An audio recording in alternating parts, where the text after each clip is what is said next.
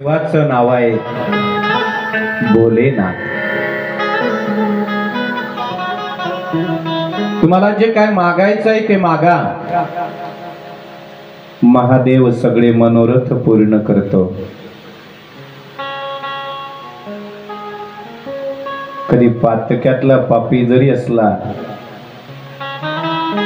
त्या पापी माणसाचे सुद्धा देव सर्व मनोकामना पूर्ण करतात.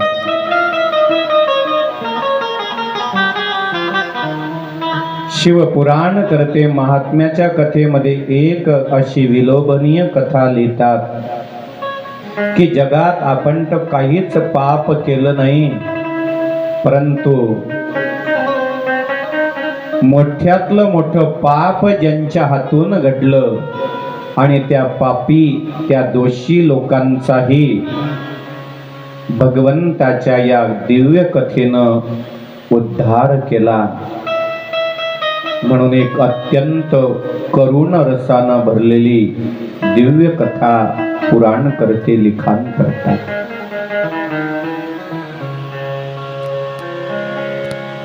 सर्व प्रकारचे रस ज्याच्यात भरलेत त्याला शिवपुराण. आणि अशा प्रकारचा नामकरण संतांनी केला.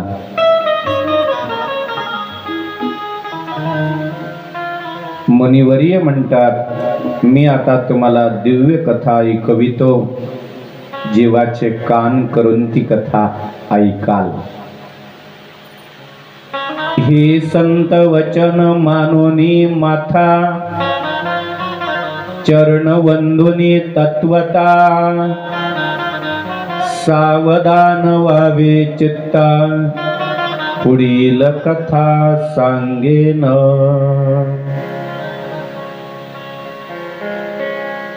तव श्रोते म्हणती आता,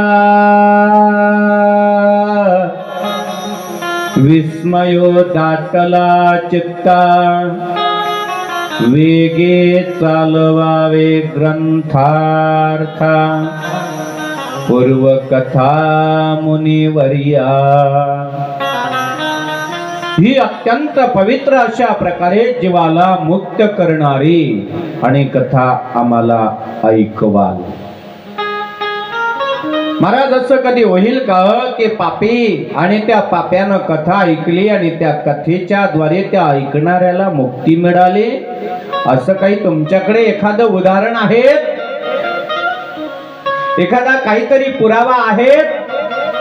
त्यावेळेला आणि पुराण करते एका गोड चरित्राला प्रारंभ करतात.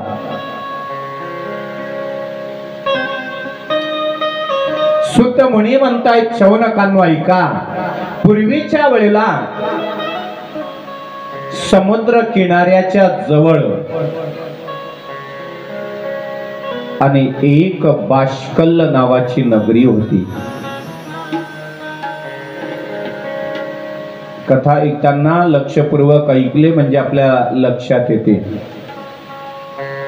कथा ऐकत असताना आपलं लक्ष कथेतच असायला पाहिजे बरं का. अन्य दुसरीकडे आपलं लक्ष जायला नको. कथेच्या मंडपात बसल्याच्या नंतर फक्त कथेचाच विचार करावा बरं का.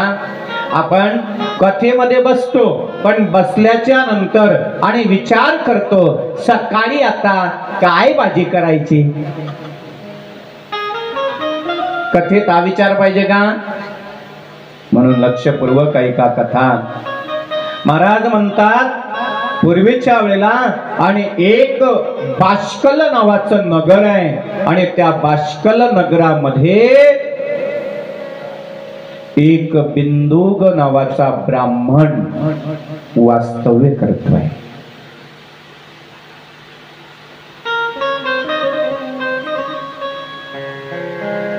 गाव जे त्या गावामध्ये चारी वर्णाचे लोक जीवन जगत होते. आता गाव म्हटलं की सगळ्या प्रकारचे लोक असतातच. वेगवेगळ्या पद्धतीनं वेगवेगळ्या जातीमध्ये धर्मामध्ये जन्माला आलेले असतात. आणि म्हणून अशा त्या गावामध्ये आणि सर्वच्या सर्व बर का चारही वर्णाचे लोक राहत होते. पण ऐका ना पुढचं, ज्या गावात आणि ते लोक राहतात ते सर्वच्या सर्व दुराचारी होते, पापाचरण करणारेच होते.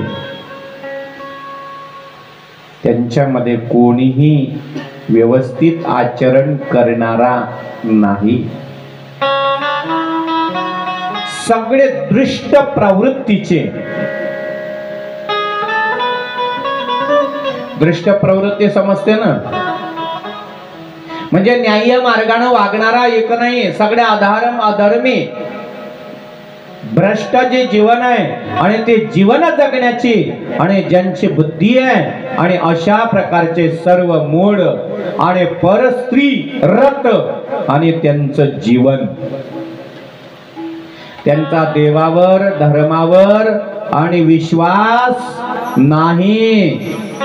आता असे पुरुष त्यांच्या पत्न्या म्हणजे त्यांच्या स्त्रिया त्याही सुद्धा आणि अशाच क्रूर महापापीच आणि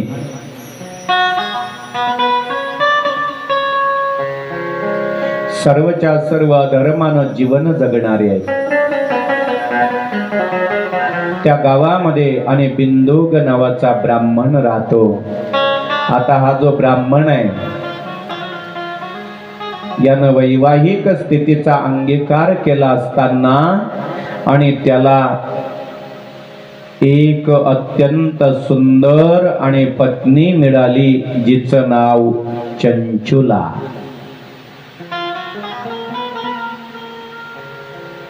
आता चंचुला एका पवित्र कुलवान घराण्यामध्ये जन्माला आलेली, माय बापानं चांगल्या प्रकारचे संस्कार केलेले आणि संस्कार संपन्न असल्यामुळे चंचुला जी आहे पातिव्रत्य धर्माचा अवलंब करणारी एक त्या गावामध्ये मात्र बोटावर मोजण्याकरता एकच अत्यंत पवित्र जीवन जगणारी. काही काही माता भगिनी या कुलवान घराण्यातली असतात आणि कुलवान घराण्यातल्या असल्यामुळे त्यांच्या ठिकाणी जे संस्कार असतात ते अत्यंत पवित्र विलोभनीय स्वरूपाचे असतात. माता पित्याचे जे आणि संस्कार आहे ते संस्कार लाभल्यामुळे आणि त्यांचं जे जीवन आहे आणि ते जीवन उजळून निघालेलं असतं आणि म्हणून चंचुला अतिउत्तम घराण्यात आणि जन्माला आलेली, माय बापाच्या संस्कारात वाढलेली आणि संस्कारवान आणि स्त्री असल्यामुळे आज ती ब्राह्मणाची पत्नी ब्राह्मणाला शोभेल अशा वृत्तीनं पवित्र जीवन जगणारी आणि निघाली.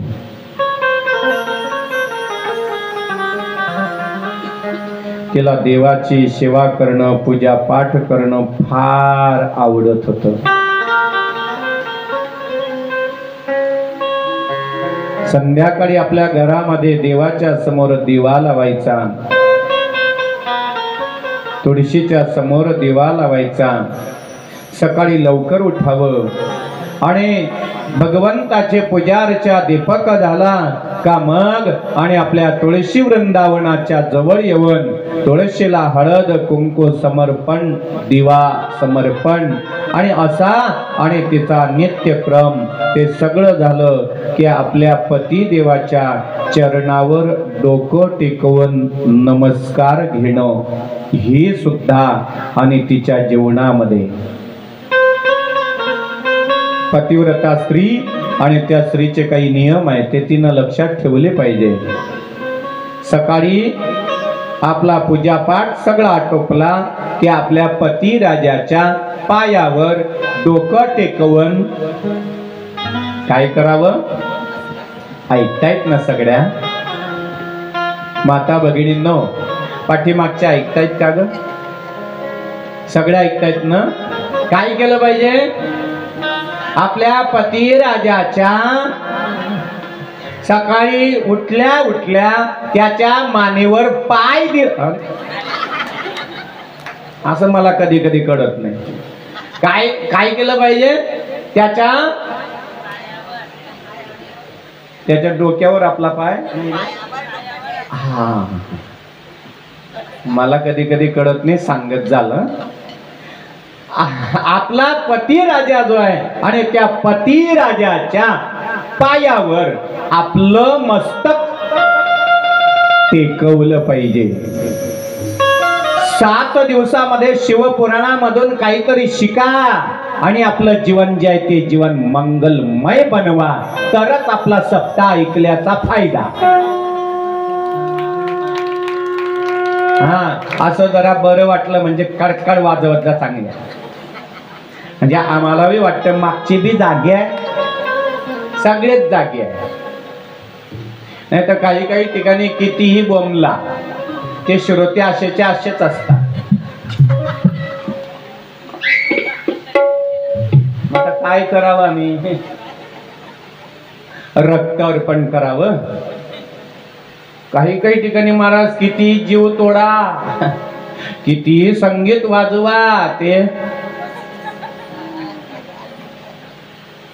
आणि त्यांना म्हटलं जरा नीट बसा, नीट ऐका कथा. बोले महाराज क्या करो मेरी सूरत ही वैसी है.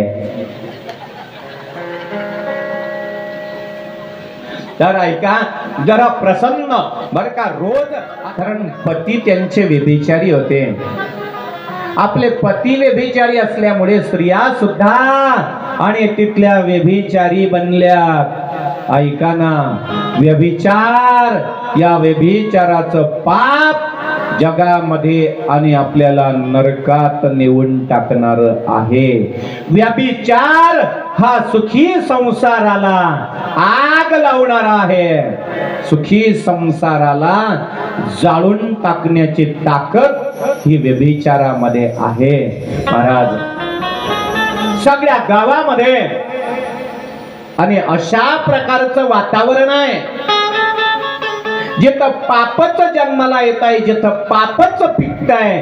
आणि त्या पापी असलेल्या गावात आणि आता ही अबला ब्राह्मणाच्या कुलवान घराण्यातली पोर पतिव्रता सून म्हणून आले आणि आज त्या गावामध्ये सगळेच्या सगळे पापी जीवन जगतात.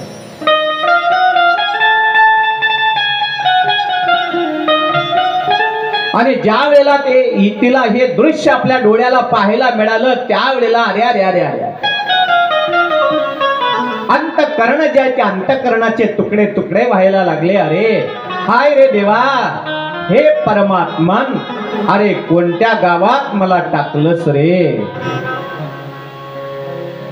ज्या कुलवान माता पित्याच्या कुटुंबात वाढले, जिथे भक्ती शिकवली, जिथे पतिव्रता धर्म शिकवला आणि आज त्या सगळ्या गोष्टीला मागे सारत अधर्मी आणि पापी लोकांच्या गावात मला राहण्याचा प्रसंग यावा. महाराज ती चंचुला तरी देखील आपली पूजा अर्चा पतीची सेवा तिनं काही कमी केलं नाही. आणि एक दिवस आता जिचा पती राजाच व्यभिचार करतोय, आजूबाजूला सगळा परिसरच तसा वागतोय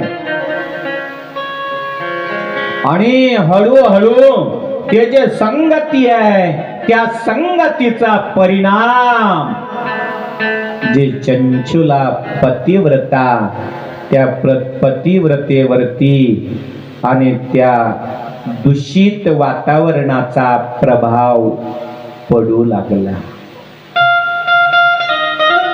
म्हणूनच की काय शास्त्र सांगतंय, आपल्या जीवनामध्ये संगत जी आहे आणि ते चांगल्या लोकांची असावी. संगतीने मानवाचं जीवन जे आहे ते जीवन बदलत असतं. संगतीने होतो पंगतीचा लाभ, नाही का? जशी संगत असेल तशी पंगत मिळते.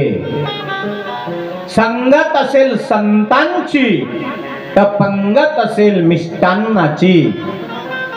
संगत असेल संतांची लाभ असेल भजनाचा. संगत मंत्र्याची पंगत ढाब्याची असं आहे. मग त्याला कुठला प्रसाद? हा सप्ताहामध्ये जर आमच्याशी संगती केले तर प्रसादाचा लाभ आहे. आणि मंत्र्याच्या बरोबर गेला तर खाय लाल रसा, मर तिकडे जाऊ. त्याच्यामध्ये कल्याण आहे का? अधोगती आहे, अधोगती. आणि म्हणून शास्त्र जे आहे ते शास्त्र खूप महत्वाचं आहे. जयति काल भैरव बलधारी संकटनाशक परम दयालु संकटनाशक परम संकटनाशक परम दयालु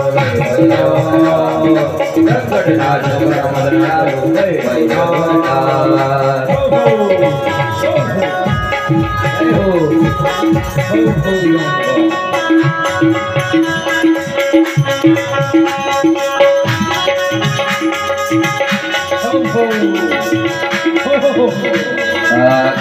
त्रिशूल डमरुवती दुर्धर घोर पंकको सौवर मनोहर अप्पर खड्गनी बलवाना रूप चतुर्भुज सबठान संकटनाशक परम दयालु संकटनाशक परम दयालु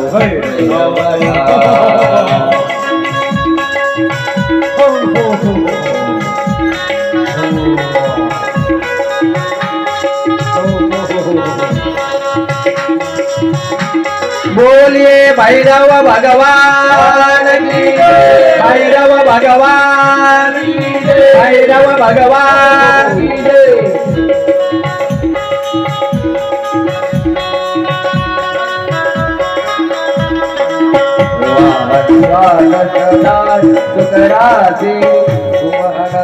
प्रभु तू अविनाशी जय जय जय भैरव भय भयंकर जय कृपालु भक्तमनोरंजन संकटनाशक परम दयालु संकटनाशक परम दयालु संकटनाशक परम दयालु संकटनाशक परम दयालु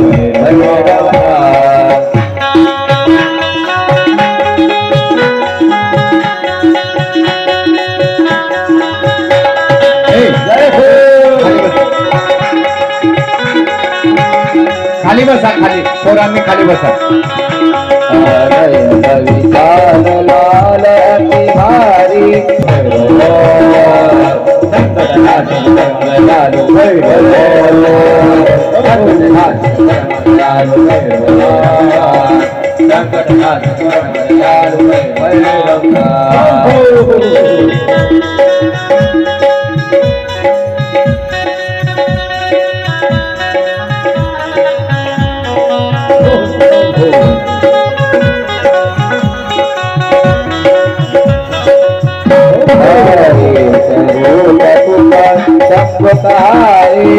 तुझे भैरव रूप बनाई सेवक तुम्ही प्रभु के स्वामी सब जगत करयामी संकटनाशक परम दयालु संकटनाशक परम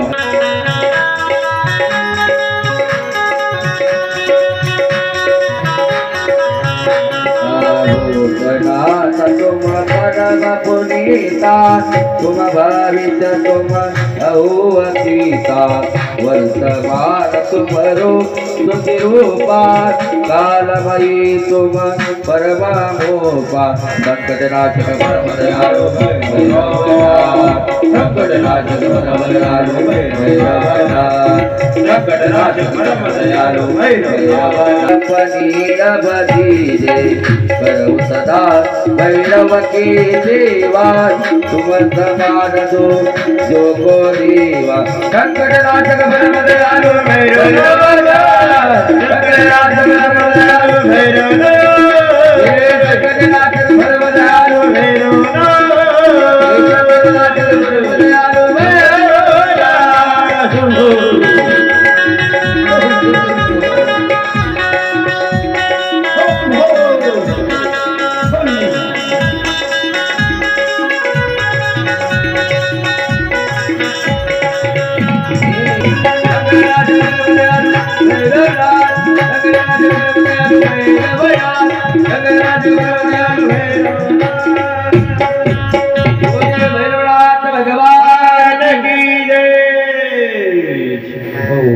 अत्यंत तेजस्वी आणि भगवंताचा हा एक अवतार भैरव स्वरूपामध्ये बरं का. त्या ब्रह्मदेवाचे पाचही मस्तक छेदन केले असते, परंतु भगवान शंकरानं आणि त्याला परत बोलवलं आणि म्हणून त्या शक्तिशाली भैरवाच्या तडाख्यातून ब्रह्मदेव वाचला.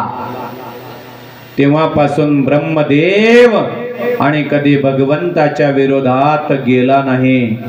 चला आज आणि भगवान शंकराची आणि ज्योतिर्मय स्वरूपाच्या माध्यमातून समस्त त्या देवता आहेत त्या देवतांनी स्तुती केली असता सगळ्यांच्यावर भगवान महादेव प्रसन्न झाले आणि बोलू लागले, वत्सांनो आजचा आणि दिवस हा माझ्या करता आणि भक्तांच्या महिन्यातील पौर्णिमा तिथी असताना आग्रा नक्षत्राला आणि मी या ठिकाणी निर्माण झाल्यामुळे आणि या दिवसाला शिवरात्र असं म्हणतील. या शिवरात्रीच्या दिवशी माझ्या लिंग स्वरूपाची जो जगामध्ये पूजा करेल आणि त्याच्या अंतःकरणामध्ये जेवढ्या काही इच्छा असतील आकांक्षा असतील आणि त्या सर्वच्या सर्व पूर्णत्वाला जातील. भगवान म्हणतात माझ्या शिवरात्रीच्या दिवशी माझ्या लिंगाची जे लोक या जगात पूजा करतील मनोभावानं आणि त्या भक्तांना मी माझ्या कार्तिकेया समान पद देईल. कार्तिक जेवढा आवडीचा आणि तेवढे ते भक्त माझे प्रिय होतील आणि म्हणून माझ्या लिंग दर्शनाच्या द्वारे आणि जगात लोक कृतकृत्य होतील आणि ज्याने लिंग पूजा केली त्याला जीवनामध्ये कोणतीच गोष्ट दुर्लभ नाही यामध्ये तीळ मात्र संशय नाही आहे. भगवान म्हटले मी जिथं आणि ज्योतिर्मय स्वरूपानं प्रगट झालो आणि ते माझं लिंग स्थान आणि समजलं जाईल म्हणून आणि येथे पूजा दर्शन आणि ह्या गोष्टी जीवाला मुक्ती प्रदान करणाऱ्या ठरतील. जन्म मृत्यूच्या पासूनही आणि हे सोडवणार आणि असेल आणि अशा रीतीने भगवान तिथं दिव्य लिंग स्वरूपामध्ये प्रगट झाले. बोलिये पार्वती पतये हर हर महादेव. आणि भगवंताच्या अजून विलक्षण याच्यापेक्षा कितीतरी सुंदर सुंदर कथा आहेत त्या